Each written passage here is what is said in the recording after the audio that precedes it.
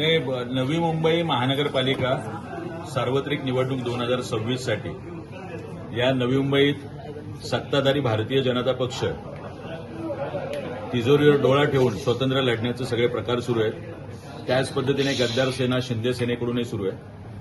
कुठलंही विजन न घेता ही माणसं आज नवी मुंबई महानगरपालिकेच्या रणांगणात आहेत. पण सर्वप्रथम शिवसेना, उद्धव बाळासाहेब ठाकरे आणि महाराष्ट्र नवनिर्माण सेना म्हणून आम्ही आज आमचा जाहीरनामा असं नाव न देता कर्तव्यनामा नवी मुंबईकरांसाठी आज प्रकाशित केलेला आहे.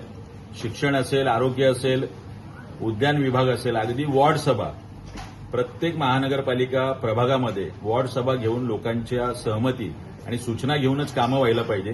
पण फक्त कंत्राटदार आणि कंत्राटदारातून झालेले नगरसेवक आणि अधिकाऱ्यांच्या मिलीभगतमुळे कुठलेही प्रकल्प राबवायचे आणि त्यातून मलिदा भ्रष्टाचार करायचा असा प्रकार सुरू आहे. त्याच्यावर नियंत्रण ठेवायला वॉर्ड सभा असेल, पाणी सांडपाण्याची व्यवस्था असेल, शुद्ध पाण्याचा अधिकार सार्वजनिक ठिकाणी, या सगळ्या गोष्टी असतील. वंदनीय लोकनेते दिबा पाटील साहेब यांचा एक पूर्णाकृती पुतळा नवी मुंबई महानगरपालिकेच्या दर्शनी भागात लावणं असेल, अब्दुल कलामांच्या नावाने इतर गोष्टी असतील, अभ्यासिका शाहू महाराजांच्या नावाने असेल आणि 111 फुटाचा आपले स्वराज्य रक्षक, धर्मरक्षक आपले छत्रपती संभाजी महाराजांचा एक पुतळा उभा करण्याचा सुद्धा आमचा मानस आहे.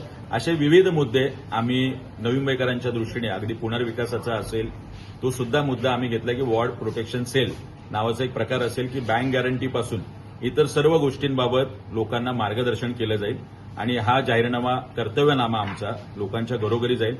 आमची सगळ्यांना विनंती आहे, मराठी माणसाला विनंती आहे, एक आहे तो सेफ आहे.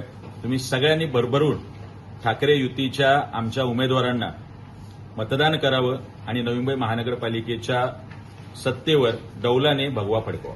सर, तुम्ही मराठी माणसांना हे करताय, विनंती करताय, पण वाशीमधील एका प्रभागात चक्क गुजरातीमध्ये पॅम्पलेट वाटण्यात आलेले आहे. भारतीय जनता पक्ष हा मराठी माणसाची आणि मराठी भाषेची कशा पद्धतीने कत्तल करतोय याचे अनेक प्रकार या महाराष्ट्रात आणि विविध शहरांमध्ये आपण पाहिले.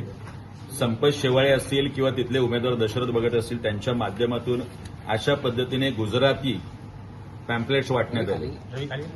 मुख्यमंत्री देवेंद्र फडणवीस साहेब हे सातत्याने बोलतात की आम्ही, वाळुंज यांनी पण गुजरातीत पत्रकं वाटलेली आहेत की मराठी भाषेला आम्ही राजभाषेचा दर्जा दिलाय.